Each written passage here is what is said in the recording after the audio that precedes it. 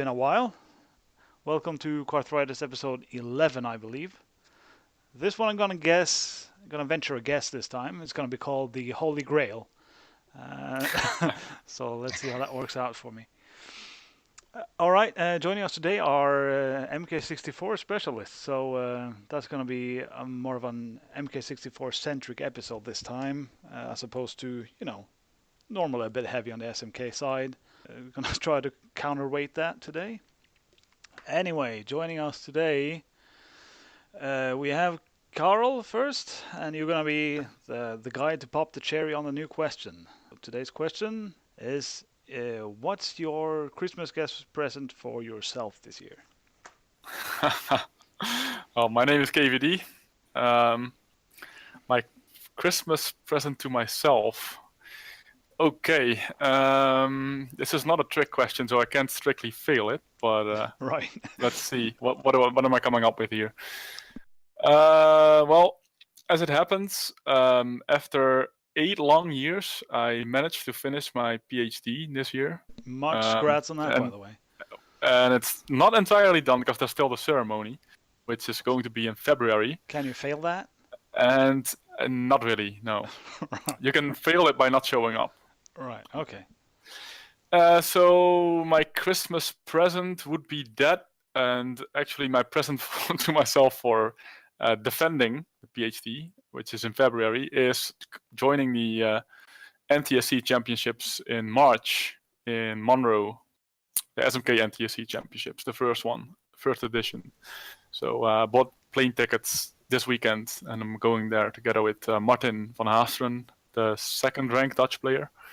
So looking forward to that. Yeah, that's a nice gift and a hefty price tag. It was all right, a couple of $100, but Martin spent days, if not weeks, plowing through search engines to find the cheapest flights possible. So much thanks to Martin for keeping the flights within budget. All right, cool. That was cheap, right? Yeah. That was below 1,000, so it's nice. Yeah, good man. I'm Matthias, known as MR or MK64MR, and my Christmas 31 MR. yeah, we will explain that a bit later. Our official nickname for Matthias, but yeah, continue. Yeah, I won't use that for myself. So yeah, Matthias here, and the Christmas present for myself, obviously, kart related, would be the 32 out of 32 world record shortcut. Oh, so this is happening. This is about karts, so I have I have to say it. I've been working on it for quite a while, on and off, because I wasn't always very close to it. But yeah, since a few weeks, I'm trying hard again and hopefully achieve it. Around Christmas, that would be wonderful. But I mean, okay, so you're saying if you get 31 in like next week, you will wait until Christmas to go for 32? I would go for 32 until Christmas. Or what do you mean? But then it's not a Christmas present. Come on, man. Why not? So early Christmas present. Yeah, it's too early. It's early? Yeah, okay. Then I will just play off stream, hoard it a few days, and then reveal it just for you, Zoki. Okay. Maybe I have a surprise then for you as well. It's the Sami way. Oh, all right. Really? And yeah, I hope we will have good MK64 Championships again next year, because the last couple of years were a bit of a struggle to get more players, or to keep the core of players we had in the previous years. And I think we will touch on that later in the show. Sure. And I hope that we will have a good championship again, because that's one main reason I still play the game, because of meeting the people and talking with them again. Yeah, that's a fair point. To me, that's the reason I even care about SMK. It's because the people, not the gaming itself anymore. Oh yeah, I would have long stopped SMK if it wasn't for the CDM every year. Yeah, right. Same for me, yeah. Alright, next up I guess it's me, Sargoth, or Marius, I guess. Marius? There's a jingle there somewhere. Marius talks about Marius! Okay. I am sorry. Money juice talks. Jesus, whatever. Zargadis. And stuff.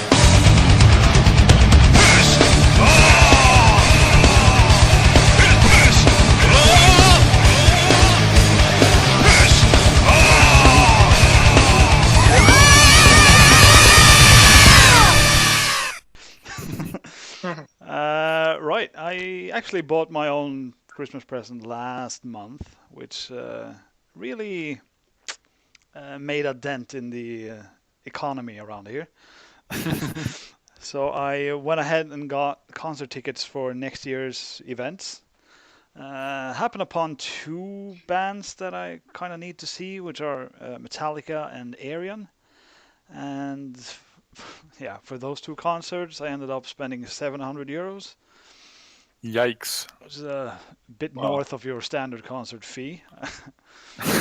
Yes. Is that excluding flights to the Netherlands? Oh yeah, excluding everything. That's Ooh. just for the VIP tickets. Right. So- And Metallica is in Oslo? No, it's in Trondheim.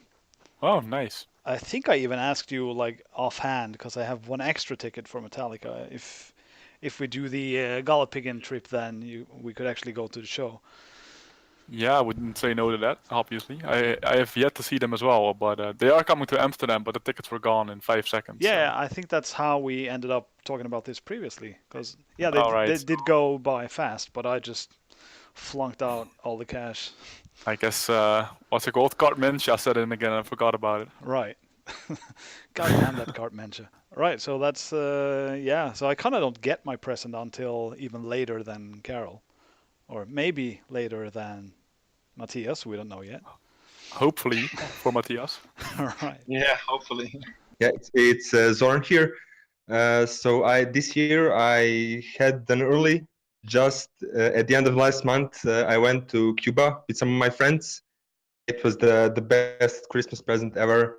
We were there for less than 2 weeks, and it was very nice. At first, we thought, you think of Cuba, you think it's a poor country, and you think, okay, for us, we're gonna go there, we're gonna be like kings, we're gonna spend no money. It's a bit more expensive. They are getting more open to the West, spending like 1,700 euros in the end, worth it, because it was definitely the best vacation I ever had, and I would recommend to any of you guys, if you get a chance. I think in 10 years they will just be run over by Americans. Yeah, so That goes Just- for everyone, right? everyone, but especially there, because it's an amazing place, because I mean, you go there and you feel like you stepped 100 years back. Yeah. Wow. And it's not like you went, I don't know, to some, I don't know, third world country which isn't safe, but you see all the cars, and the cars are all from 50s. Yeah. We had this one incident kind of when we tried to get a cab. The guy said, okay, you're going to get a modern car. The day after, when we came, it was an 85, the car from 85. So this is what is modern for them. So you can imagine how is there in the past. It's really amazing. I'm from '84, and I consider myself somewhat modern. Yeah, no, actually, I had two coworkers go to Cuba today at separate points by themselves. They really sold me on the whole Cuba idea, so I don't need much more pushing in that direction. I mean, great cigars and communism. How much more do you need? That seems seems good to me. And classic cars. That's yeah, right. Yeah, No, sounds very interesting. Did you try the cigars? I have to ask. The cigars, but it's very hard, because everyone there in Cuba has an ATM machine, so they're trying to say is like, come on, my friend, I have the best cigars ever. So it's really hard, to find some good cigars. There was this one guy, even also no one speaks English. everyone speaks Spanish. Mm-hmm. And we found one tour guide that actually spoke English, and immediately he started selling us, yeah, I got a deal for you guys here for 20,000 euros. You can buy over me and stuff. I mean, it's crazy how they're trying to sell you everything. So get your hands on a good cigars. But yeah, we were kind of lucky. It was very good. We went to this tobacco factory, and it's like you come into some, I don't know, I felt like I was in Sicily. Came to boss. He has like 5 or 6 cars there, huge house and everything. He just sits there and explains you how the cigars are made. It's really a unique experience, definitely. Perhaps 1 year. Yeah. For me. One day. Well, we only got about 10 years left, according to Zoki here. So. Yeah, this is. I don't think. Yeah, I give them maybe 15 years tops when you see the first McDonald's and everything there. So that's the start of the demise of a. exactly. All right. Yeah. Well, cool. Those are all pretty awesome Christmas gifts for ourselves. Did anyone by chance give equally good gifts to anyone else? Because I certainly didn't. Of course not. Nope. What does that say about us? I cannot. I don't love anyone that much that I would buy them. Right. Let's hope nobody's listening in. So yeah. Oh, apparently, you got me Metallica tickets, but I will probably still have to buy them. Yes. Where's your Christmas spirit, Tarkov? I celebrate Festivus, so there will be no monetary gifts. Okay, I guess that's it for all the Christmas spirits I can take for one show. Let's move on to the news. Let's start with the classics. So, Carol, do you have anything from the realm of SMK? Do we have some news? Yeah. Scouby. Scoop. Took MC3 by the horns. Like, I stole his MC3 world records a couple of weeks back with the pipe boosting and succeeded in a 5 out of 5, which he did not yet have at the time. And I got a 123 and I got a 1625 lap, which was 800 Scott. And Scoop just took both of them right back. He added one more pipe jump, as if that track needed any more pipe jumps. Which he managed to kill the flap 600 faster, 1619, and the 5 lap moved below yet another barrier, 122.75, which is a quite good now, actually. Yeah. Like, I knew the 122s could be reached, but doing it in that fashion is that fast. Kind of surprised me, though not that much, but well done. And actually today, he got 2 more world records, and also both were mine, so I'm losing them pretty rapidly here. Ouch. DP2, and again he slightly tweaked the strategy by building a boost before the chicane, or chicane. No, I don't know how you pronounce that in English. I hate that word. S-turn, okay? Right. That's good. So he, instead of building it after, he built it before and then releases it coming out right out of the S-turn, and he beat the 5 lap by a couple of tenths and the flap by 200s. And that's all I have on SMK. Let me just follow up a little bit on that. The pipe jump added on MC3 flap, is that the first or after the first boost? Yes, exactly. Yeah. Because I saw that one coming, but I wasn't sure if it's going to save time. No, neither did I. Otherwise, I would have tried it immediately when I was still playing MC3. Yeah. I am playing MC3 again, because now that I've seen the light through Scoop, I can see that it wins like at least 400s in my opinion if you do it well. Wow, that much? Yeah, I think so. Huh. It makes the racing line a lot better. Okay. Yeah. But it didn't do that one in the 5 lap, I assume. Yeah, he did it 5 out of 5. Oh. Yeah. And the wall tick? And the other pipe jump and the pipe boost, so it's a very impressive 5 out of 5. Everything. Oh, Scouby. Yep. Yeah, so that was it for SMK. Yeah, but the big news actually this week was Super Circuit. That's true. Yeah. Yeah, so the shortest non-shortcut lap in any kart, I'm pretty sure, Yeah. is Retro Cooper Beach 1. Because in Super Circuit, you of course get 3 mushrooms. And Cooper Beach 1 is set up in such a way it's a very short track already. But the mushrooms can be used to skip over the dark water. So the lap was already below 3 seconds before as a non-shortcut lap. And actually, it's funny, because you might argue, well, is that not really shortcut? But the shortcut lap is way faster even. You just AB spin around to start. And you are finished in less than a second, I believe. But yeah, the non-shortcut lap world record used to be at 295 since 2013 already. So people thought, well, it's pretty maxed. You can get like maybe 1 frame faster or whatever. It was a triple tie before. And on a whim, I don't even know who did it first, but the guys in the Super Circuit tried that lap with another character, another heavyweight. And immediately found out actually that it was faster. So they used Mario. And it's the first non-shortcut world record since the history of the site, I believe, that was done with Mario.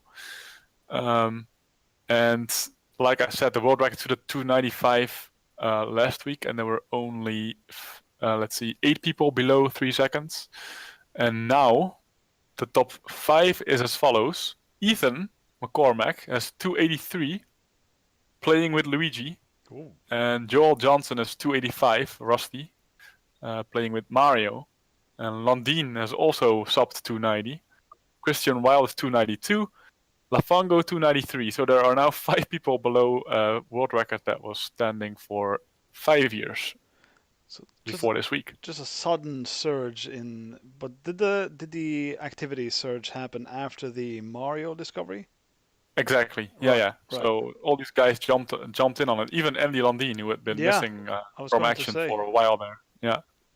I mean, I'm just spitballing now, but is it Mario's first Mario Kart world record in recent times? It might be. I don't know about the modern card games that much. Because they have like several characters and stuff. I'm sure Baby Mario has had a record, but where it counts, the Mario Karts where the character counts, because now it's the cart or bicycle or helicopter that counts, right? Or train. Yeah, train, hang gliders, stuff like that. Yeah. Yeah, no, I think you're right. It may be the first Mario world record in a classic Mario Kart, at least in a long time or ever. Yeah. Who knows? Yeah. Actually, there was a time that, like back when Infinite Boost was discovered on SMK, the NTSC version had Mario as the world record strat for a little bit. That's true, yeah. That's like 10 years ago. And it got banned, so. Yeah, and it got obsoleted by the fact that actually it turned out that DK Bowser was faster anyway, also with Infinite Boost. So. Okay. I guess moving on to MK64 then. Yeah. I believe the floor is yours, Matthias. Yeah, I didn't prepare for news, but I can tell you the activity on world records from the last few weeks. Sure. Yeah. Because it was, as usual, it was a bit silent in late summer, early autumn, fall, and then things got heated up again a bit. First to note, I think, is that Zoki did a massive cut on DKJP flap, so Donkey Kong's Jungle Parkway, where he lowered the record from 42.18 to 07. So a big cut of 1100s in one run. But that was in September, so that just cemented his number 1 position on that flap. And then we had a lot of shortcut stuff by Abney and surprisingly myself, because I after some months of inactivity or very low activity, I came back to play the game frequently again, and that all had to do with a secret Triforce meet, we called it, which happened in the Netherlands. Right. I think Zoki came up with that name. Zoki, correct me if I'm wrong. No, of course it was VHA's idea. Oh, it was VAJ. Okay, so props to VAJ. And yeah, we had a little meet for a weekend there. And VAJ as always liked to play shortcuts, and he did we had a setup with several TVs and we're playing at the same time. But he started on Rainbow Road and did the spiral jump, the hard shortcut, and then handed me the controller. Or later we switched controllers, and then I tried to move on the fast lap. And eventually I beat Abney's world record. So we set up a combo, a relay world record at that meet. Of course, it didn't count officially. By the way, this is how VAJ operates. When he discovers that he cannot beat someone's record, calls the other guy and says, "You gotta do it. You gotta do it." Yeah. So, when, for example, way back, I mean, it was in 2009. I held the BB flap world record, and he was like, always talked like, me and VAJ, we are equal. He couldn't beat it. To MJ, you gotta do it. And I remember I think it was the first Euro meet, watching MJ and Matthias just trying to beat my record. I couldn't even go to sleep. yeah, I remember that. Me and MJ, I'm telling them, you cannot do it. And Matthias got pissed. Yeah, I can do it. You know. So yeah, in the end, I think MJ was the first 100, and now it's the same. You know, with Abney, he's so close, but he knows it's hard work. So he tried to get the Triforce together. But I think his idea, and yeah, just to beat Abney in some way. So he did it in his own way. Yeah. So he definitely inspired me to keep playing that track, Rainbow Road. Although I'm normally not a shortcut player, but you know, Rainbow Road has a lot of normal driving after the shortcut, which is very early. So I had some battle with Abney there, and yeah, surprisingly for many, maybe I came out on top, although it's shortcut. But yeah, I'm still holding the two records there: shortcut, 3-lap, and flap. And the first time for me, I have a double shortcut record and keep it. So that was nice and was motivating me again to play more frequently. And yeah, usually in this time in winter, I tend to play more than in summer. I think that goes for most of us. You know, when it's darker outside and you have more time in the house than outside. And in November, Dan took the Yoshi Valley 3-lap record for 5 days until I got it back. And then I made a decision to return to DKJP, to Donkey Kong Jungle Parkway again, after a long time, maybe half a year.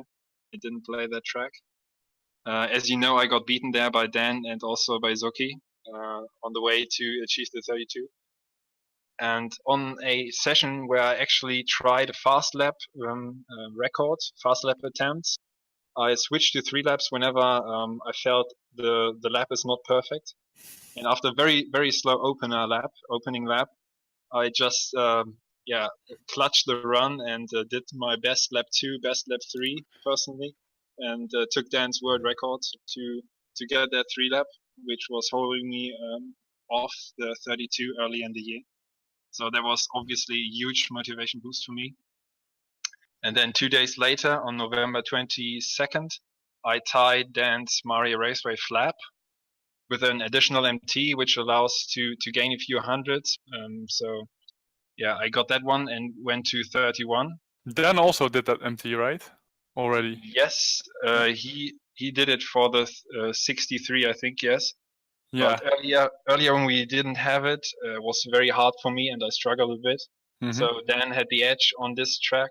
But yeah, thanks to the MT, I came back in and could compete better.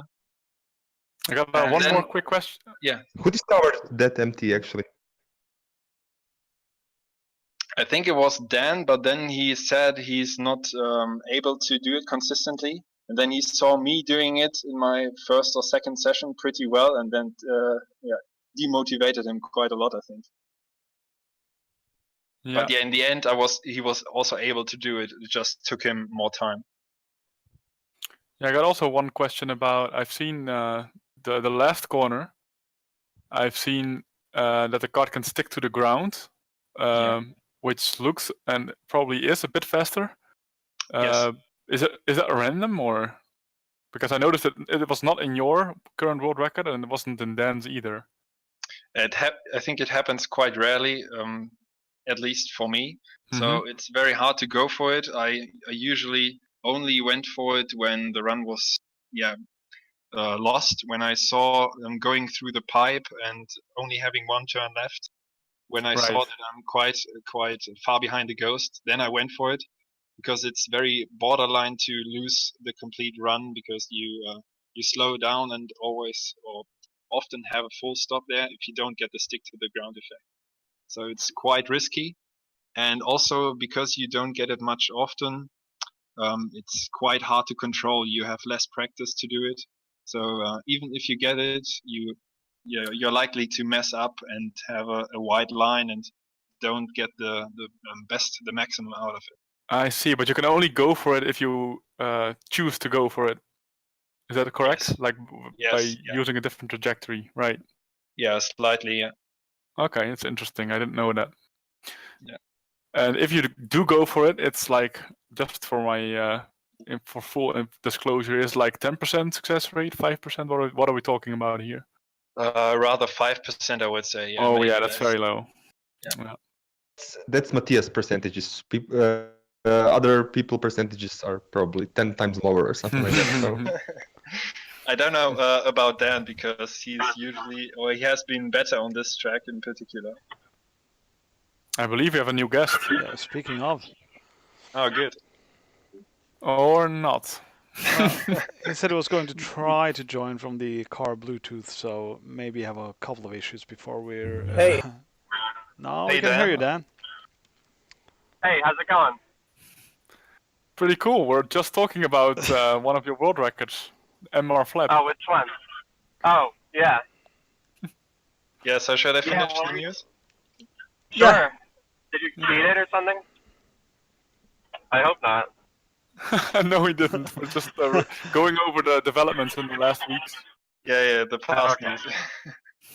Well, the whole thing about MR flap is that when Matthias started doing the extra MT, I wasn't able to do it at first. So he tied the 64, and then once I finally learned how to do it, I got 63. But I think I'm still not actually as good at it. So. Yeah, that's what I already said. You were not happy at first when you saw me doing it. Okay, so we have 3 records left. After that tie on Mario Raceway Flap, I stood at 31, and I decided to go all in and spend quite much time on it and try to get the last remaining one. Because I tried it a couple of times. I had my chances in the past, but didn't do it.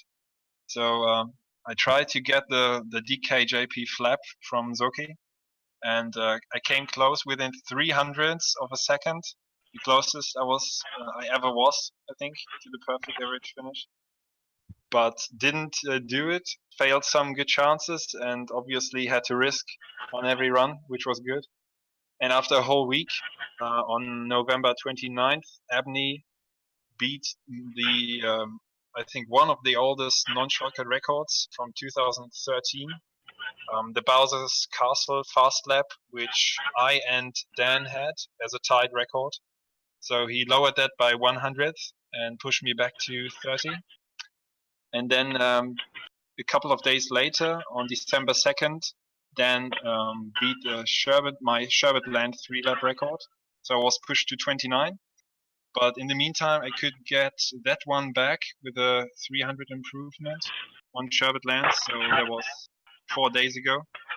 And now I'm sitting at 30 again, and trying to get one of the 2 remaining ones, preferably the DKJP, because it was so hard to gain knowledge about the lap, because you don't have a ghost there to compare. That's a big minus for me.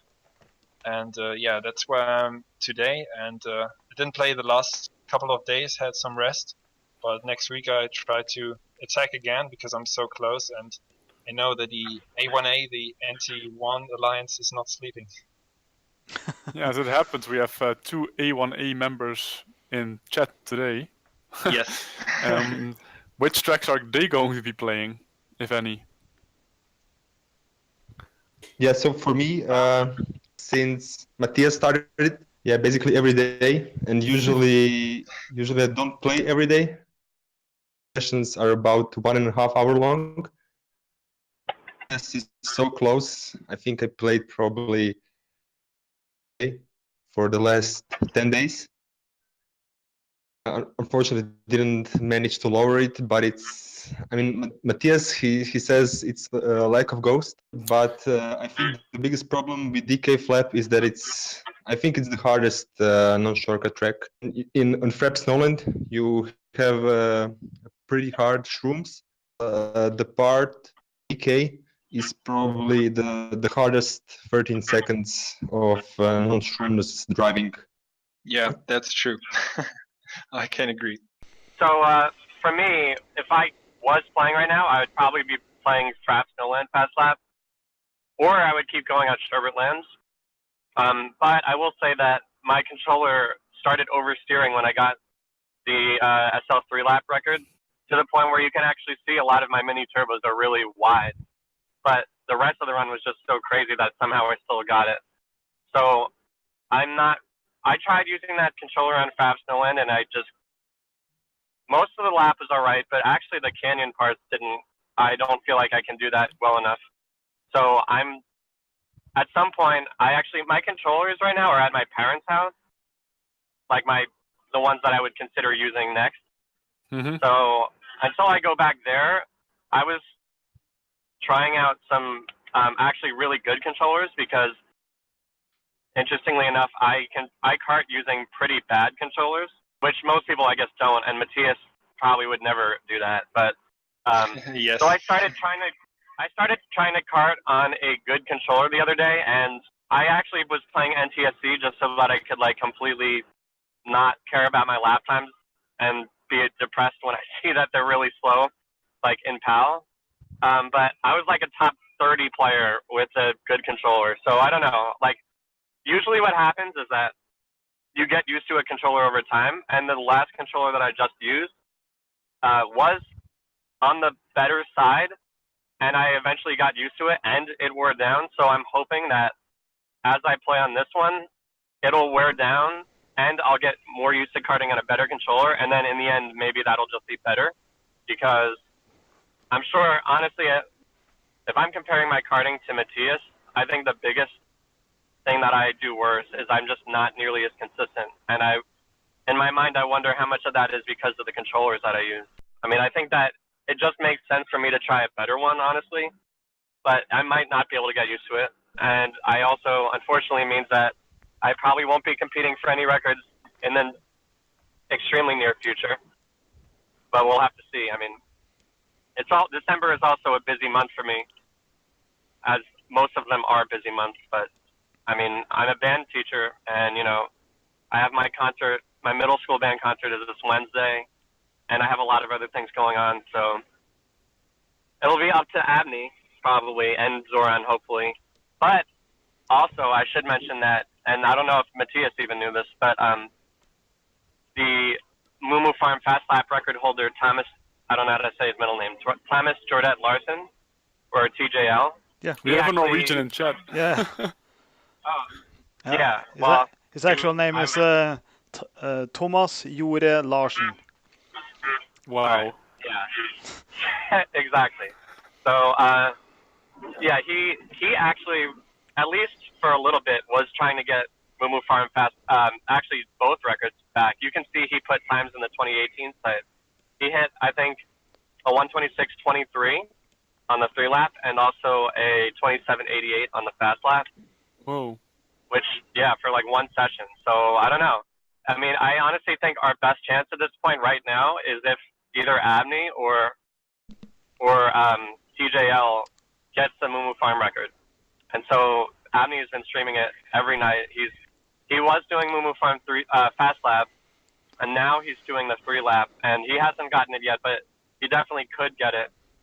So we'll have to see if either one of them can get that. Honestly, that would be another one I would try. I think it would be, not that I enjoy Moo Moo Farm, but I think that Matthias doesn't. So just from a logic standpoint, if the A1A was trying to play to stop Matthias, then Moo Moo Farm or something like Frapnel and Fast Lap would be like the kind of track that you would use to want to stop him, because there's no ghosts, or it's just really difficult driving and the RNG element with the moles. Just to bring this back to Matthias, how are you, Moo Moo Farm? How are you feeling about that track nowadays? Yeah, I mean, I got my peace with it because that was the last record I had to achieve. So this the 30-second record, and yeah, it took me 3 years to get from 31 at some point, holding them at some point, to 32. So this last one was very difficult. Of course, I didn't spend 3 years of grinding it. I had maybe 2 or 3 times I dedicated a few weeks to it, but it was so annoying because of the RNG element, where the molds are popping up and stopping you, that yeah, it would have been driving me mad if I went for it all the time. So you're not looking forward to play that one again, so better hurry up then. Of course. So It was basically the plan of A1A, just to play the Moo Moo Farm. And once I got DK Flap, I also wanted to try the Moo Moo Farm. I have to stop for some time, go back to Moo Moo Farm and try to get into the 70s. Matthias got so close. I have to play the DK Flap now. But otherwise, yeah, we would go for the Moo Moo Farm Flap, because the problem is with the Moo Moo Farm, but it's pretty maxed out. It's in my opinion, it's much harder, but it's not as nearly as maxed out as Moo Moo Farm. So record on Moo Moo Farm, an absolute nightmare for Matthias. Yeah, I mean, you have a ghost on Moo Moo Farm, so I know better what to change, how to steer and what to do. That's the big issue on DKJP, that I have to watch back my runs where I had a good start or where I felt it was good, and then manually look at the timer and see how good it was actually. So that's a big difficulty on DKJP, and also the ramp jump and the grass sections where you get hit by the stones. I learned no coconuts. Manuel says that there are stones. So these obstacles which hit you. Shout outs to David Mol. Yeah, thanks David for the education. Right.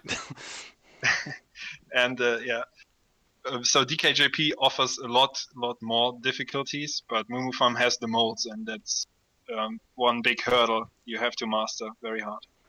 Yeah, you know, I would say as far as track difficulty that I think DKJP is actually more difficult, but I also think that, and this is just for me, the other aspect of Moo Moo Farm that's really, really annoying is the elevation of the ground. The track is constantly changing, you know, going up, going down, not always flat ground. And in Mario Kart 64, the ground can interrupt a lot of your movements. Sometimes it will prevent you from using your mushroom. Sometimes it will prevent you from charging a mini turbo. So for me, even though I can agree that DKJP is actually harder, I think that for me at least, it's more frustrating to fail a run because of your ground interaction on Moo Moo Farm. And I think that that's one of the really underrated or overlooked parts about that track that's really, really difficult is, you know, especially if you're doing the fast lap, trying to get the perfect first shroom on Moo Moo Farm fast lap is so difficult because when you're, you know, basically sloping up toward the hill, and when you fire the shroom, the angle your kart is at, you don't really know what angle it's going to be at when you fire the shroom. So it's just very, very inconsistent, you know. I've noticed the same thing actually coming into play in DKJP watching Matthias' stream, like the MT going down the hill towards the bridge. Sometimes you miss it because you lose traction with the ground, right? That's a tough one. Yes. And imagine Yeah. that happens all the time on Moo Moo Farm. Right, yeah. Not just Yeah, that, on, it's on DK also- flap, for example, on the beginning, on this part before the jump, you have to do the MTs also, like on the side, and it's also I miss that MTs almost 50% of the time, because I mean you can get them, but if you want to do them really fast, it's very hard. There's so many complexities to this game. Like, I believe it's either the third or the fourth. I think it's the third mini turbo in the lap for DKJP. There's a section when you're trying to get this mini turbo on the edge of the track where the road meets the grass, and where if you try to do your mini turbo at a certain part on the track, it literally will not work because of the slope of the ground. So like when you're karting, you like not only are you just trying to execute all these things, but you have to notice like little details of the track, like where I can and can't do my mini turbos, and your spacing at that part of the lap has to depend on where you're actually going to be able to get the mini turbo. And I haven't done that much DK fast lap, but it seems like trying to get that extra fourth mini turbo in the beginning does also have a lot to do with your angle relative to the track. And anytime you're doing a really tight turn, which is what you're doing going up the ramp, it's always really difficult to work your smoke up to orange to try to charge a mini turbo. So yeah, there's just so many hard things about DK fast lap and just DKJP in general that, you know, make it a really difficult course. And I think even though Matthias beat the 3-lap world record, it's still, I believe, the second least optimized 3-lap behind Moo Moo Farm, if you're just looking at the overall best split. Yeah. Yeah, I don't think that both DK records, none of them is optimized at all. But it's because of it's so hard, you cannot get even close to what you think you can drive. Yeah, I think Zoki, your fast lap is quite good, but yeah, of course, as A1A member, you have to say, it's far away from optimized. But I also think that there's a difference between, and we've talked about this before, but, you know, when you're talking about what world records are really strong, there's really two aspects that you can look at. And one of them is how actually optimized it is. So how close the world record is to being the maximum possible time that a human can achieve, or the lowest possible time. And then there's the aspect of how difficult is it to achieve what you're doing.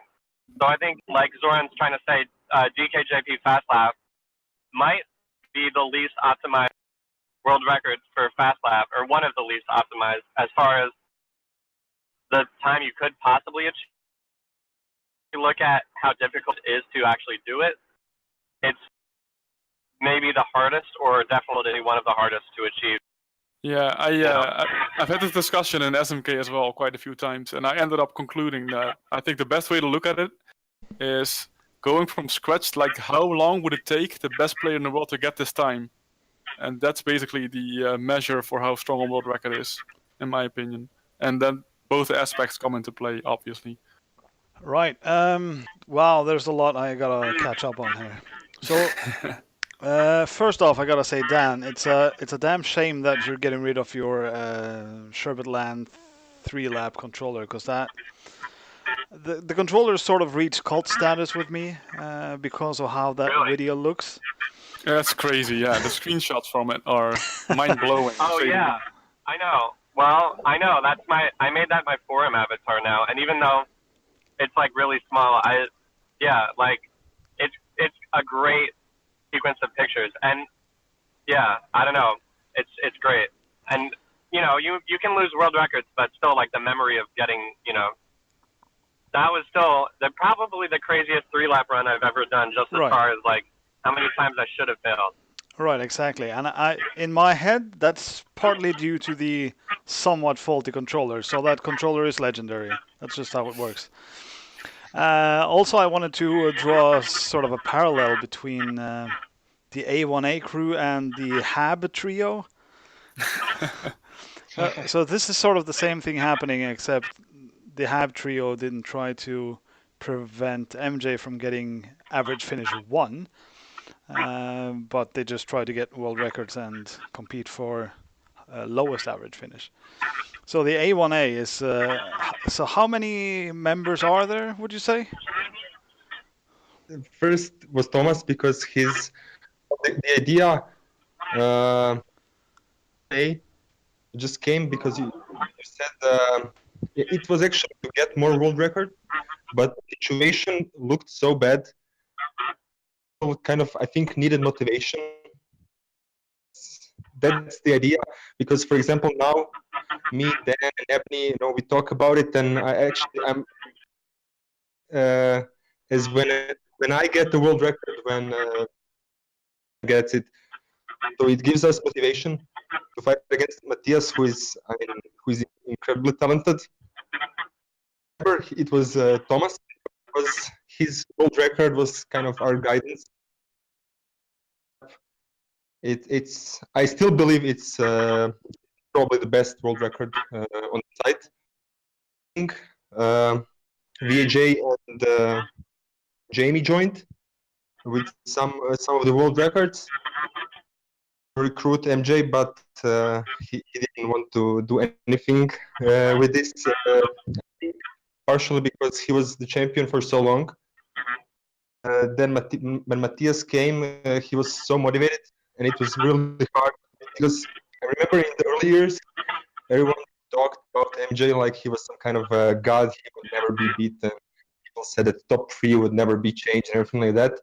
So when you come from that, people start beating you, it's very hard to get back on your feet and world records again. So unfortunately, he didn't join. Later, also Dan and Abby joined, because at the point the A1A was kind of constructed, they weren't speed, so they joined a bit later. And of course, Lacey was there from the start.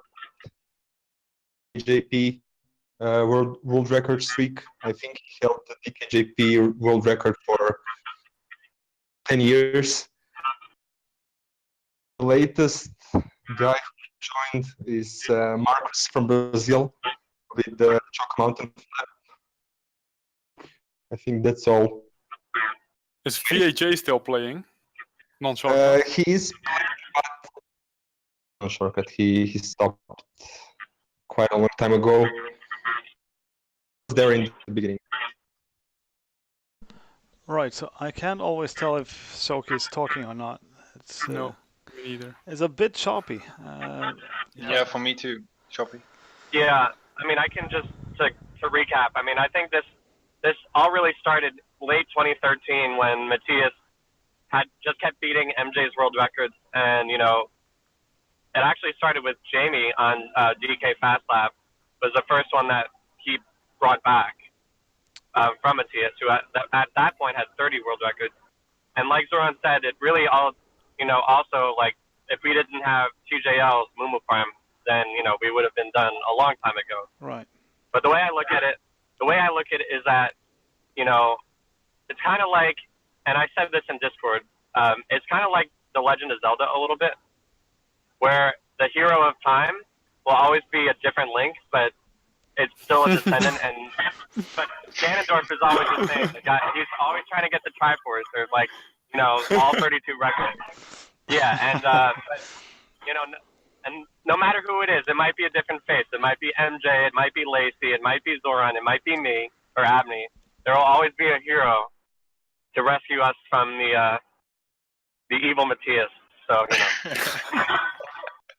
You really like that Zelda reference. Yeah, I know. Yeah, I mean, I'm a teacher, so I like analogies because they help teach people. So is Ganon gonna get his Christmas gift this year? I hope not. I will say, and I also said this in Discord chat, but watching the 4211 that Matthias got live, as it was happening, I completely thought that he had the world record, because when I we were talking about how hard it is to figure out how fast you're going on DKJP and how well you're doing each section. For me, I tend to look at split, like, at what time you leave the ramp, at what time you hit the bridge. And, we've all really started doing that to figure out how good your lap is. So he got to the bridge, and I thought he got there a little earlier than he actually did. And I was like, all right, this is on pace to beat Zoran. And then when I saw him shroom over the cave and, come out, to me it looked like an amazing third shroom. And I'm like, oh, my God, he's going to do it. And you look at the timer on 41 seconds, 41 this, 41 that, and he's, just about to hit the line. I'm like, dear God. And I almost had a heart attack. I'm like, oh, man, this is it. And then the timer, just shot right up to 42:11, and I'm like, oh my God, I can't. That was it was almost the end. It felt surreal, very surreal. For you as well, I guess, Matthias.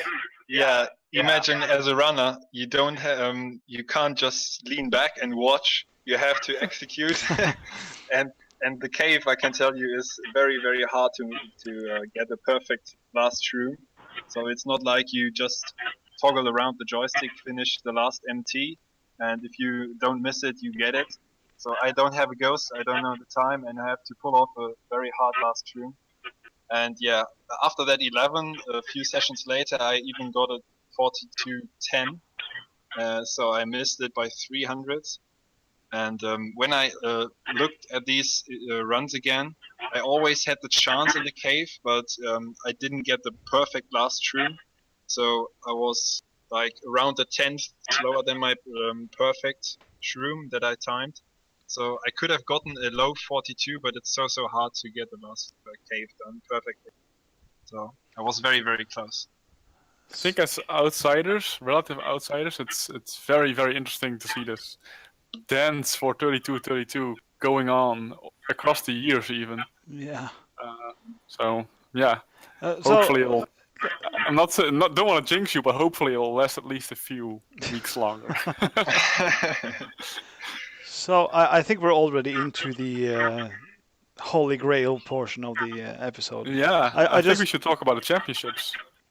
Right? Yeah, sure. I'm just gonna go past a few questions here, and then I'll do that. Okay, sure. So, first, I gotta backpedal a little bit and mention MKDD and say that probably Goomba got some world records.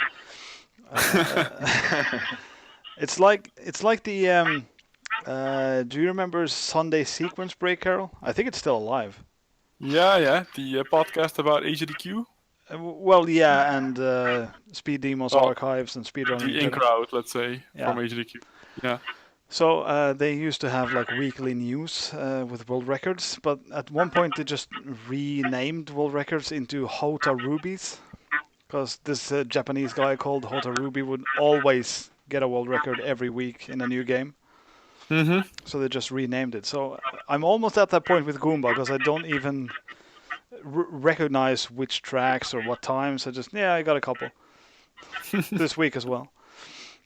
Anyway, good job, Goomba. And I think Emo got... Can I ask a question? Sure. Yeah. What records does Goomba have? What's the percentage? So I asked him, when is the XX/32 counter, Goomba? And he said, well, once I have 31. But I think it's in the high 20s. Yeah, he has 25. 25. Out of 32. It's like MKDD needs their A1A. Well, yeah, that's true. But I think that might happen if he keeps on going. It's just inevitable. He's at 1.46 average finish, so still a ways to go. Well, yeah, okay. I think I remember that Andy Lundin went for it on MKSC, is that right? He got really close. Oh, yeah. Actually, I think he had 77 out of 80. Wow, that's close, yeah. But lately, there's young blood that arrived in Super Circuit, like Rusty, for example, who have been putting way more hours into it this year. So I think that moment might be gone, actually. Yeah, and that's a perfect point I want to touch on. So, Matthias, when one sec, because I want to see how many Matthias Andy has. Yeah, 67 now, so he already lost 10 in 1 year. That's demotivating. So Matthias, the question I wanted to ask was, when did you feel you were the closest? Because it's been a few times, right? And not counting the 42-11, 42-10 attempts, but previously, have you been closer than you are now? No, I don't think so, because when I didn't have Moo Moo Farm flap, which happened in late 2015, the first time I was at 31, and then in early 16 again, I never had a clue how to improve my time on Moo Moo Farm, because I did something wrong on the first shroom, and it took me very long to figure that out. And of course, I had to grind it, play this disgusting track for me, and force myself to do it. It's not easy. Like you can easily give up because it's no fun to play it. Sure. And fun is the main motivation for me to play this game. And yeah, when I finally managed that hurdle, I was down to I think 21, 22 world records 1 year ago, and I wasn't closer to to achieving the 32 this year in spring when only DKJP 3 lap was missing, because Dan had the edge on this 3 lap. He was more consistent on the difficult things, and I think he also had more knowledge about the cave, do it shroomless. If you don't mind me interrupting. Yeah. If you don't mind me interrupting for a little bit though, actually, in the spring there was a Friday night in March where I decided to play DKJP 3 lap, where I was going to go to bed, and that's when I hit 2:12.16, where the world record had been 2:12.35, and the next day Matthias improved his PR to a 2:12.24.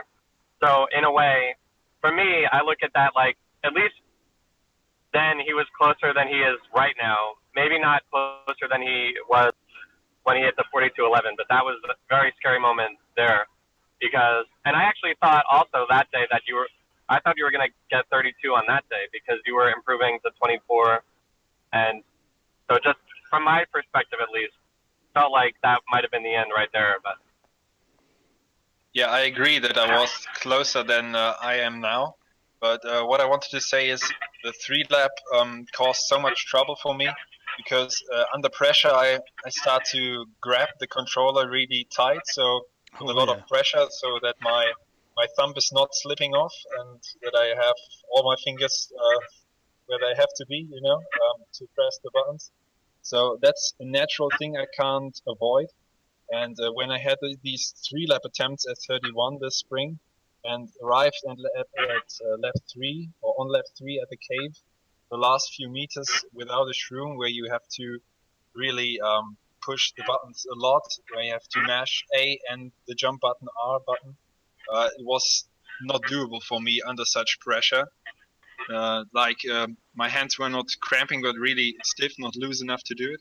So I felt a couple of chances I had there were just gone because I couldn't relax enough. And this is an advantage for the fast lap, that I can shroom there, and it's less stressful for me, for my hands to do it. But the chance at 31 a couple of days ago is gone by now, so I have to create another one, and that's why I'm more motivated to go for it again and again, because I feel it's physically less challenging for me. So it's so interesting that you've had these close encounters, because obviously the one in spring with the 3 lap, you didn't know how close you were, I expect. The fact that Dan played on a whim and you sort of would have had 32 the next day, if not. Stuff like that. But when do you feel it in a different way now when you're, well, now there's another record missing, but when you're on like a pace to get it and you just have to finish the lap? Now it happens to be the Donkey Kong flap, so I guess the cave is a bitch, huh? Yes, it is. With the shroom, it's less a bitch, but right. It's still very, very hard. Yeah. So is the cave even with the shroom? Is it an exact science for the angle, the number of jumps, stuff like that? Do you have like a concrete plan going in? Yeah, I mean, I think I don't have an exact spot where I look at, maybe other people use light dots on the ground or a light in the background. But for me, it's just getting the exact angle at the entrance every time, and then start jumping into a slide when the slope starts. So when there's no flat ground anymore, and then try to shroom immediately and hop up where the mountain, the hill gets steeper and steeper. And from then on, I just hope and I pray that I come through, because if you go a bit wide, the run is lost anyway. So you have to risk really. And if you go too tight, there's a part where the hill is too steep and you tumble down. Right. That's exactly what happened a couple of times when I had a chance to get the record. But you have to risk there every time. So it's really difficult, but easier personally for me than on the 3-lap when you have no shroom. Yeah, fair enough. It's a completely different. Matthias was saying, so the only spot I also have is when you're entering the cave. Pray because, and this is why I say it's so hard. If you're just one pixel to the left, you stumble and the run is completely over. You don't have any chances. And if you go just a bit wide, you lose 2 tenths in an instant. So Matthias mentioned he was on the world record pace for a few times. Me. But the chance that you will get that perfect last shroom, I think, is as you would get the ground on Mario Kart lap. I think it's about the same. I will say for me that the 3-lap or the third shroom on that fast lap is my most hated shroom in the entire game, because you get there so infrequently anyway, and you're not racing a ghost when you do it unless you set one up. And it's so difficult, and you can lose so much time on it very easily. So Yeah. So that's all, guys. I mean, there must be some secret you don't tell. I'm hearing it, right? Yeah, there is no secret, unfortunately. No secret. Trust me that if I knew any secrets on that third shroom, then I would have that world record. I would play the crap out of it. Okay. Was it ever tasked, DKJP? I mean, there's just Weatherton who does tasks for MK64, I suppose. Still. Yeah, no, he. I don't believe he's done a non-shortcut time trial task with that. No. All right. Okay. He's only done it really for a couple tracks. Yeah, Freed also did a couple, I think. Yeah. But yeah, maybe not relevant anymore. I think he would get around 4207. With the task, yeah? Seems about right. Sure. No, is this one of the flaps where if you task it, it could go down like half a second? Couple of tenths probably. Probably, it's probably true, yeah. I actually think that one spot that, like the shroom spots on DKJP are still like, the evolution of the shroom strategies on that track used to be that we would do 2 mushrooms after we landed from the jump over the grass, but then Lacey changed it a couple years ago to shroom before the bridge part. Yeah. But once he unveiled that, we were thinking about possibly shrooming over the grass in the beginning, and then clipping the wall, and then doing the jump. And a task that honestly might be the fastest thing actually. So that might send the lap down a lot more, conceivably. I don't think I understood the shroom spot you're talking about. So the beginning of the lap, right? Yeah. You're basically doing mini turbos on the edge of the road and the grass. And at one point you go underneath the pillars, but there's a whole bunch of grass that you can actually cut off if you use the mushroom there. Oh, I see. And then if you use the mushroom and then clipped the wall so that it turned you around really fast at the end, then I think actually that shroom spot would probably be better than the current second shroom. Right, that is interesting. But that Give Matthias an idea. that can be tested with a ghost as well, right? Because you can have a ghost up until that part. Yeah, you can't test that. Yeah, exactly. You can't test that against a ghost. You can't test anything you do in the grass on DKJP. You cannot test against a ghost. So Zoki, don't worry, I won't try that shroom spot. It's not humanly good. Not humanly good. Okay. Yeah, I mean not good to try for humans. It's TAS level. Not well. It's not yet.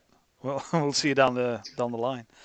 Anyway, Matthias, one relevant question I guess I owe everyone to ask you. What is beyond 32? Beyond 32 is 33. Right. Okay. Next question is no. No.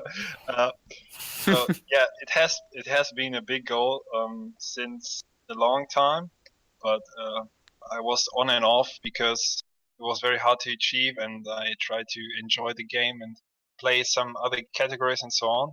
So I would definitely go on with that in case I get 32.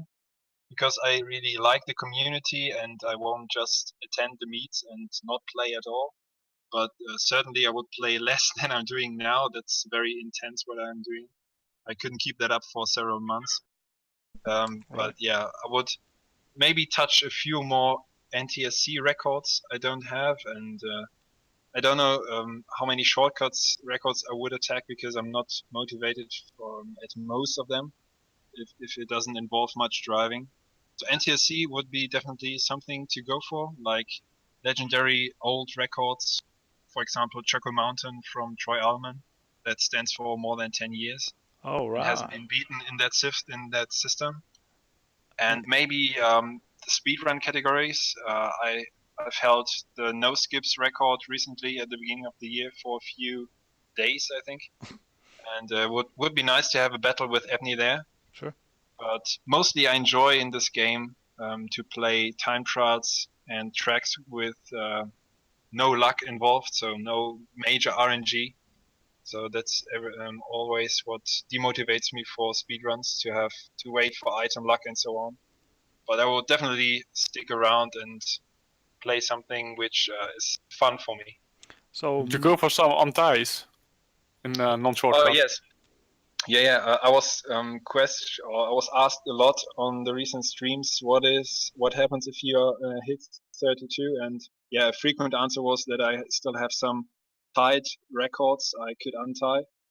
I was a bit reserved on these answers because it involves playing Moo Moo Farm again. So maybe I wouldn't start with that one. So I would go for some other ties. But yeah, that's also a small goal on the side, but I see it as like icing on the cake. It's not the major thing after 32 because 32 is the main goal for me. But basically, you're going to be sticking to MK64 for the foreseeable future. Yeah, after such a long time in this community, I won't leave for sure. Right. Yeah, I think that's not a great idea. I mean, you should try maybe some other cards. Yeah, what's wrong with ties? We all need to have ties, right? If you don't have ties, you can't. There we go. Let me untie them first, and then you tie them again. That's a compromise. Yeah. Okay, so one more thing we have to touch on before we think about leaving here is the upcoming championships. So I'm not going to be talking too much about that, but I do want to hear what's going on with that. Yeah, so Zoki, do you like to go first? Yeah, okay, so well, actually we planned to make an announcement some 2 weeks ago, but unfortunately both me and Matthias got caught up in this world record hunting, so it's kind of postponed. But yeah, when we were in Netherlands, we went to visit this place in Holland. I think, I don't remember the city name. Alphen aan de Rijn. Shout out to Alphen. Yeah, we went there to visit the place and to check it out. The arena where people gather and play different games looked really nice. Liked it. The people there seem very good, and I think it's a place for the next year's meet. And also, we kind of had same place for years in Germany. So I think this house was it was the first, but I don't know. Later you got a feeling it's just not great. And then we tried to switch the location last year, a bit too far. So I think this year it's since it's in Holland, it should be close for everyone. We're not alone.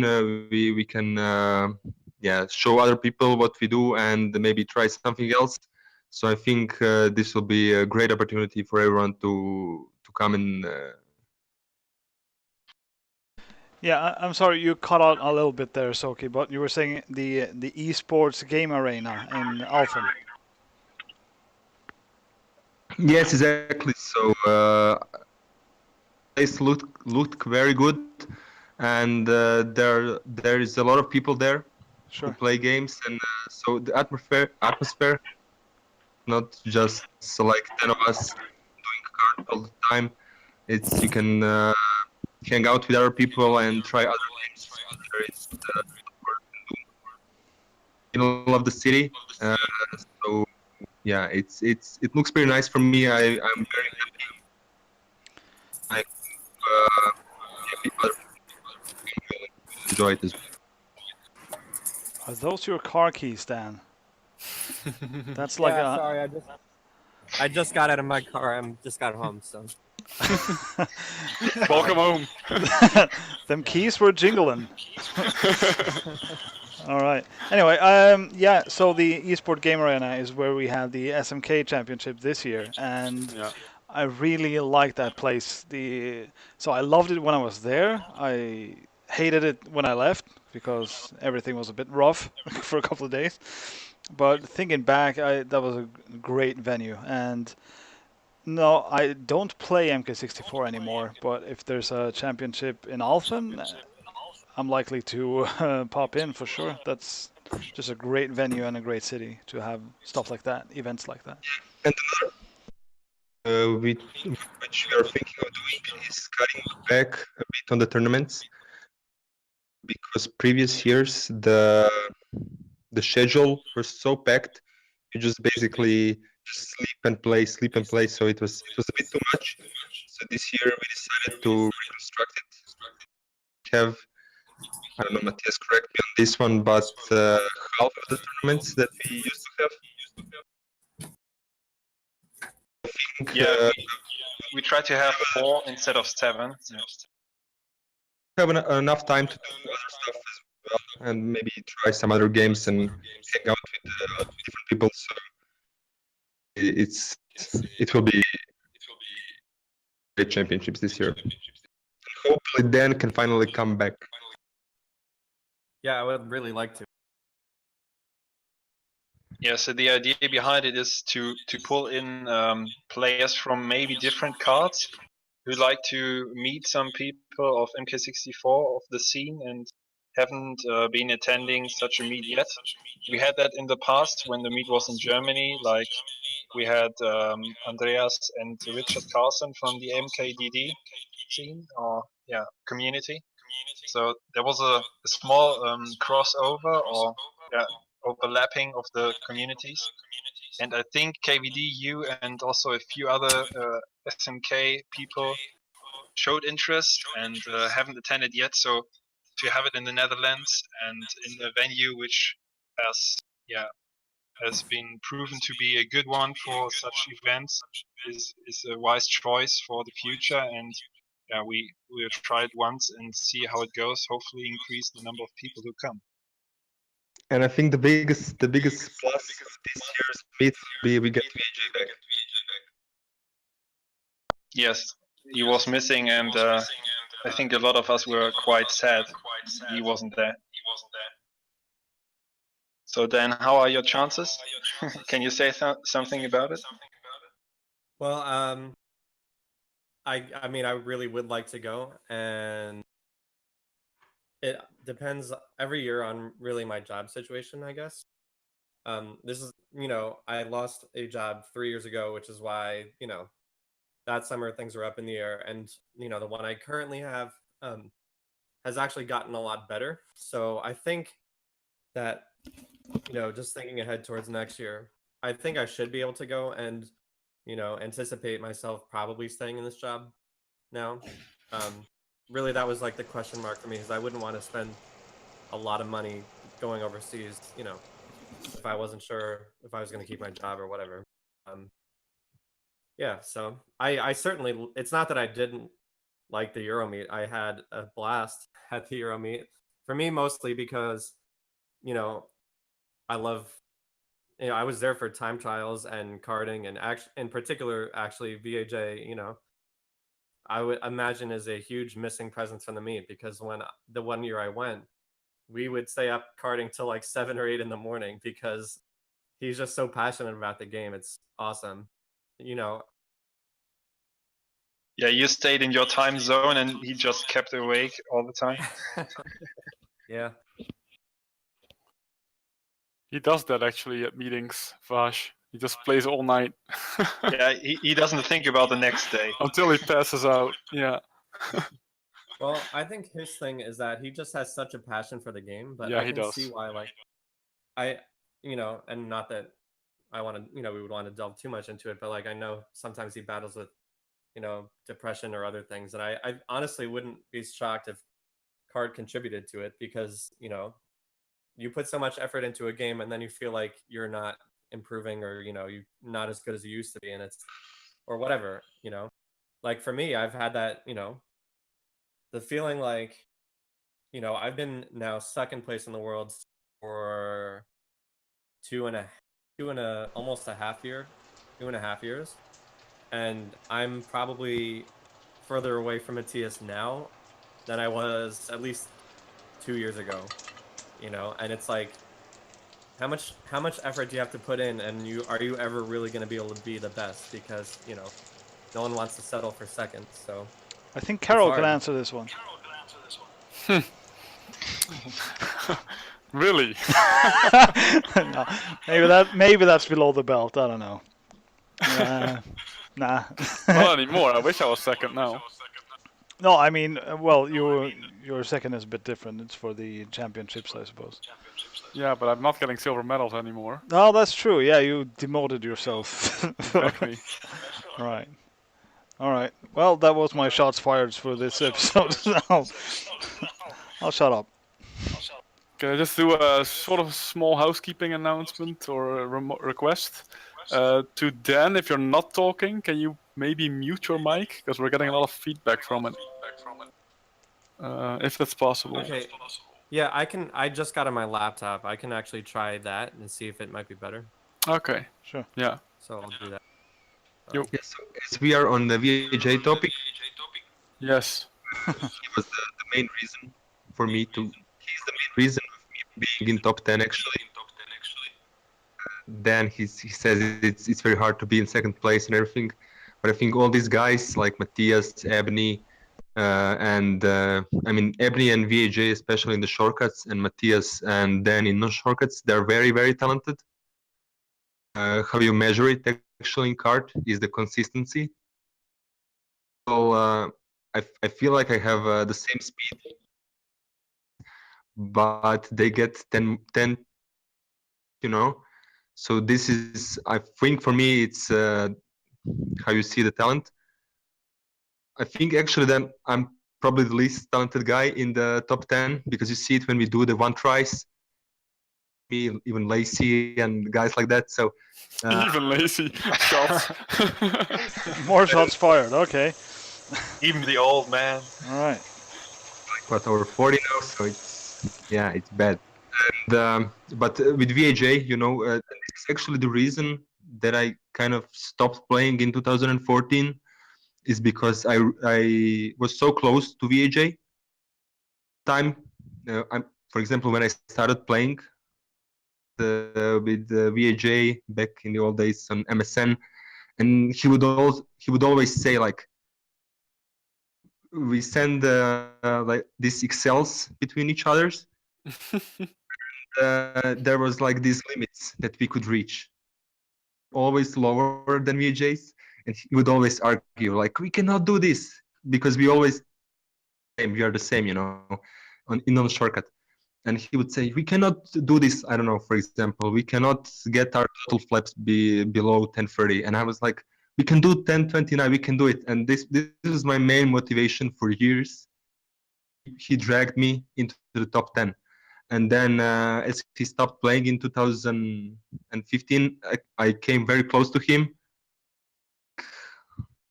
I always said that I want to pass MJ, and I came very close, but I just stopped playing because VAJ stopped playing. So it took me a lot of time to get back to the game. But these other guys, for example, is crazy talented for this game, which we can see in his shortcut times and 150cc for non-shortcut. You know, it's also a bit hard for him because he's the champion at shortcuts. He's the champion at 150cc, so he doesn't really bite that hard at a non-shortcut. But for Dan, I think non-shortcut is very important because he doesn't play anything else. And I think actually what Dan mentioned earlier, problem is the controllers he's using, because I think that's when you cannot do that empty as fast. Yeah, he should really try and get used to the new controllers, because I also didn't play, but I switched to the new controllers and I learned it, and I'm just been improving since then. So to go definitely. Laptop now. How is the sound? Yeah, it's good. My immediate impression is that it's all better now. Yeah. All right, great. Yeah, so it's not just the controllers though. I also hold controller, unlike anyone else in the top. Yeah, that as well. It's totally crazy. I don't know how you do it. So I don't know. It's just I'm not really sure exactly. It's hard when you have a complete different approach to something. With someone else, wondering if your approach is really what's killing you or not. But just I'm going to try the better controller. Focus on just trying to improve myself. And I will say that, I know that as far as Zoran said, honestly in Mario Kart 64, driving possibly can, and the general mechanics for driving at top level speed, I think it's not technical. It's something that a lot of people can develop top M2 speed. I think that what separates it, for me, I know what separates me and makes me be able to be second place is knowledge of each track and really being very analytical about it. But I think you look at Matthias, and Matthias has the knowledge, just better consistency. So, that for me, that's the question: is how do I just improve my consistency? Because I still feel like I'm honestly faster, or at least as fast as Matthias at a lot of tracks, but it's just keeping the consistency and Yeah, maybe Yeah, also. I can agree with as fast. Dan. edge on you in a couple tracks, but Yeah, I know. I'm just joking. So can I bring the topic back to the championships? Like, how many days of tournaments and how many different tournaments are there going to be played? Yeah, I think it's very similar to the CDM format of the last decade, maybe. We try to reduce the number of tournaments a bit, because we had a couple of tournaments for GP and for the versus tournaments, non-shortcut and shortcut. We separated them because it offered such a variation of play and how the tracks went, because you have almost on every track you have a shortcut. 11 of 16 is a lot, so we didn't want to ban them, but have separate tournaments in the past, and that led to many tournaments in total, like 7 for 5 days. Yeah, that's sometimes tough. we had short tournaments, but 2 on the same day, just quite a lot. We managed to do that without being crazy and playing 24 hours because the number of people was lower than, for example, at the CDM. So we never had more than 15 people playing at the same time. And next year we try to have one time trial tournament, maybe a second one on the side, but a small one, because we are mainly time trial players. And so the classic one tries and maybe a last man standing with sudden death or elimination after each track. And then only have one GP tournament, preferably the shortcut one, because it offers a better possibility to pull off all the shortcuts. Well, that's interesting. I'm actually surprised to hear that, but I think it makes sense in a way. Yeah, we like to keep shortcuts in a tournament, and GP is the mode of the game which runs more smoothly, so you can execute them better, and you have a more stable frame rate to pull them off. And then we would do the versus 4-player tournament non-shortcut style, like for example at the Virginia meet.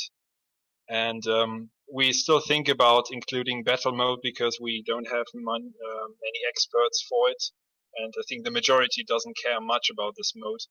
It's quite crazy in 4-player mode, very chaotic, and we are not sure yet what to do there on this mode. But yeah, we try to have one big tournament per day. I gotta say, all of that sounds pretty spot on. Yeah. I think I straight off the bat agree with all of that, and I would probably drop battle mode. Yeah, I would be for it as well. I mean, it's not that it's not fun, but the competitive aspect is just not there in MK64 for battle mode. I think actually, as a small note to add, I think the only map that could theoretically work is Skyscraper. Yeah, it's not too big, so you can't hide, but it's also there's also no height big luck factor, I think, because of 4 players. Yeah, that's true. You mentioned it would be possible to have more fair competition with 2-player battle mode, but we never tried that. I think exactly. I think 2-player Skyscraper could work. But you need some testing. Isn't Skyscraper the one with the all 2 available spawn kills? Kind of true, yeah. But you don't drop. I mean, if you don't fall in, you don't have the problem. Exactly. Fair enough, I guess. But yeah, 2-player definitely works better if you want to do battle mode. But I'm really eager to see where this goes, because absolutely for SMK, it's well established by this point. But I don't necessarily agree with all the choices made as to how the competition runs. So you're starting the MK64 sounds like sort of a reboot now, because you're thinking again as to how it needs to be done, how it should be done. So that is very interesting, how you go about time trial, because it's not, a tournament mode. Stuff like that. Do you do just one tries, or do you do qualifications? Really eager to hear. I didn't catch a date. Is there one? Not yet. We mostly had it in late July, except last year we had it a bit earlier, but in the same month. So July is very likely, and depends on the availability of the most important people to organize it. So Zoki, me, and also we try to get in BHA again, and Dan plays a big role if he commits to come. So we try to figure out what's the best for most people. And get Patrick. Yeah, if you can, Patrick as well. Everyone. Well, David Moll can take up his role actually as a scorekeeper. I think he's pretty good at that, stuff like that as well. All right, yeah, sure. Tournament manager. I got a couple of more questions. Like first, how many competitors are you aiming for, and how many could you potentially handle? Yeah, so Zoki, do you like that? Hard to say. I mean, we would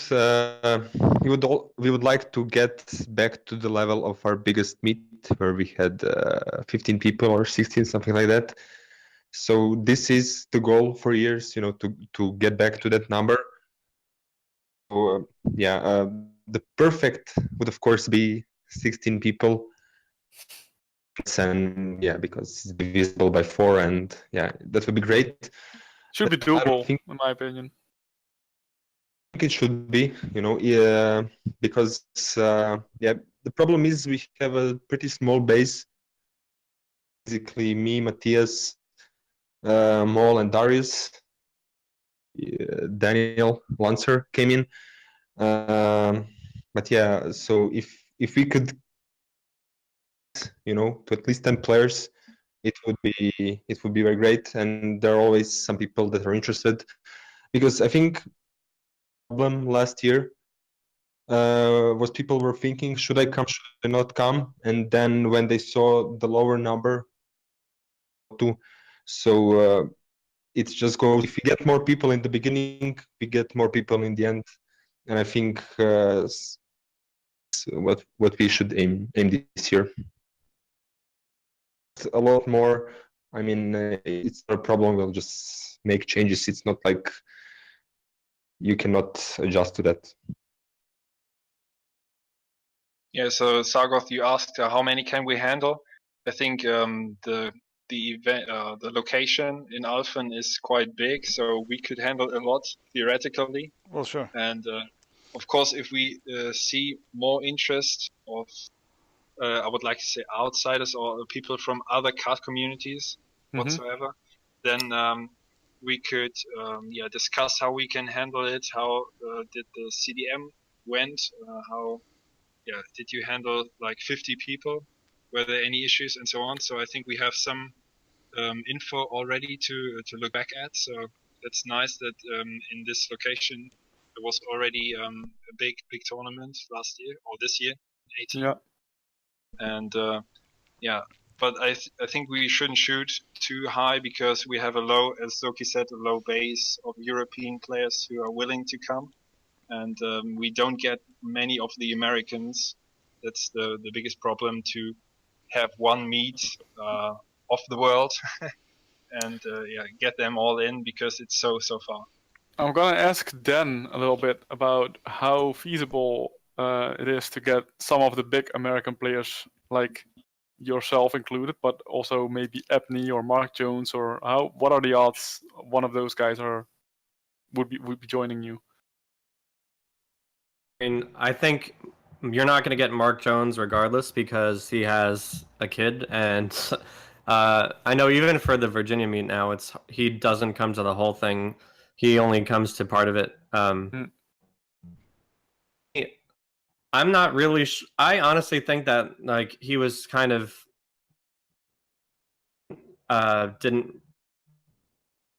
he didn't used to like go to the Virginia meets even.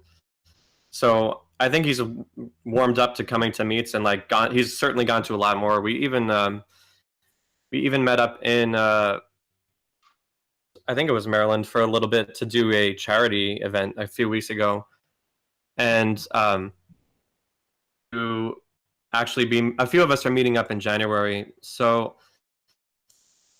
he certainly seems more willing to meet than he used to. Like the travel cost is a lot going overseas. Ron was offering cash prizes, one modes, and if Abney didn't go then go if there wasn't, or even if there still was, I don't know. I would certainly love for him to go, and Well, mention that the Grand Prix 2-player tournament is shortcut. Yeah, well, actually, that's a good point. He probably prefer that. So, I'm not sure. What about Frankie? To be found. I don't know where he disappeared. Frankie, yeah. He's going through some stuff, so yeah. I honestly, I don't think that than me or maybe Abney. I'm sure anyone would want to go, but it's just know when Matthias came to the Virginia meet, he mentioned that if he came back to America, he would want to make more of it than just going to a meet. He would want to do other things, and I'm pretty sure that would want to go for more than just kart. Oh, absolutely. Yeah. That's what I'm doing too. Like I mentioned in the beginning of the episode, that I'm going to the Monroe NTSC Championships in Louisiana in March. But of course, we're also doing other stuff after and before. Yeah, so I mean, you would have to I ask. went for the first time in the US meet. I just went to visit a couple of places and stayed for an extra week. But yeah, as for the Virginia meet, plus in America is that they have this beautiful house from Andrew Weatherton. And I mean, this guy, he's just, I don't think without him it is massive as it is today. Because I mean, he provides his house for people for entire week. And I think that's a great thing for him to be able to do that. And big thanks to him for doing this. That American meet wouldn't be much bigger than our meets in Europe.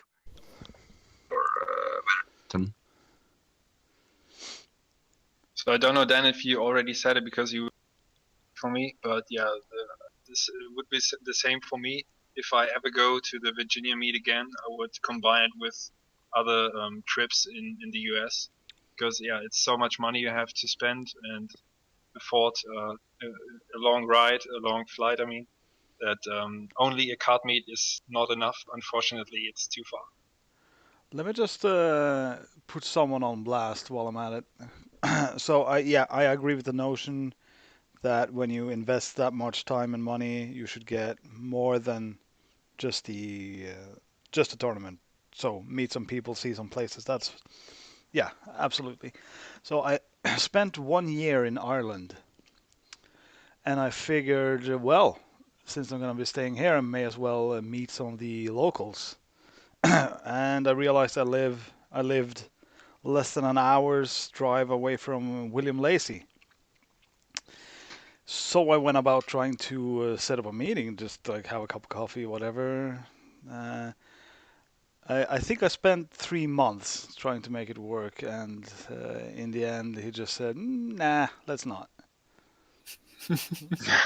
So that was a bit of a downer for me. I don't know how I got into his bad on his bad side like that, but probably random. But if you are going to visit people in ways like that, it doesn't always pan out. So make sure you get to see the scenery at least. Drop by Norway. That's my suggestion.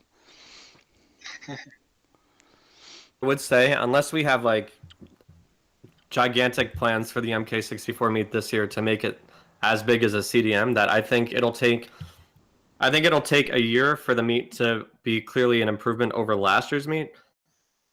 Really want to draw more than 1 or 2 American players. I think it's a chance that Abney could go this year, but I think he would have to answer. Yeah, absolutely. But having it like, at least having the focus on something quote unquote worldwide already provides a platform for further years for maybe more Americans to come. These ideas were in the works, so Yeah. Forward to it, and hope. I'm every year I want to go to all the meets every year, but happens. I'm pretty sure I can go this year though. Awesome. That sounds good. Yeah, so is this a good place to wrap it up, guys? I think so. I have places to be and stuff to do. Yeah. So unless there's anyone with a burning heart, got to get something off their chest. Now's your time to speak, I guess. Record. One more time. Just world record. Yeah, you're cutting out. I'm just getting world record, and that's a nice statement in and of its own. But I'm sure there was at least one more word attached to that statement. No gifts for Ganondorf this year. I have a secret world record. I just want to try to spook Matthias, but yeah, I'm just joking. Okay, I see. All I got was he has world record in cutting out. Right. Make that jump. Make that jump. Take that jump. Yeah. Stay true. Oh, here we go. No Okay. further comment. We avoided it for so long in the recording. Right at the dead. Got You so can cut close, it huh? out. No, it's fine. It's fine. All right. Anyway, that was great, guys, talking some MK64, and I'm honestly really curious about this meeting, and I hope you get your 16 at least, and I hope it's a riveting success, because I for one Be am there or be square, Sargoth. right. I am square by some people. And broke. No, that's fine. All right. I mean, it's been a month since the ticket extravaganza. So yeah, thank you guys all for joining in and talking about this brilliant game, which I used to enjoy, and you obviously still enjoy to some extent. So Matthias, good luck on the Christmas present for yourself. Yeah, thanks. That's the Can I first just time, say, the very oh, sorry. first time in my life I've actually good lucked a Christmas present, I think. But yeah, Carol. Oh, the jinx is real? Is that what you're saying? No. I always wanted to say good luck in your controller issues, with your controller issues, yeah. Ben. Because I sympathize with that, Right. because the moment you're it's like an extension of your hands if you have a good controller, and if the moment that's gone, it's really frustrating. It's very frustrating. Yeah. So Yeah, I hope and- you can fix it soon. My card using bad controllers, they go bad much more quickly Yeah. because It's a they're massive already. issue. I can imagine. All right. Well, thank you. Nice talking to you guys. Yeah, nice Yeah, talking. it's been good. Yeah, thanks for the invitation. See you on the World Records page, huh? See Yeah, you all hopefully- there. See you all on hopefully. Twitch in all of us. Matthias' chat. Right. See you there. Later. Later. Bye, guys. Yeah, bye-bye.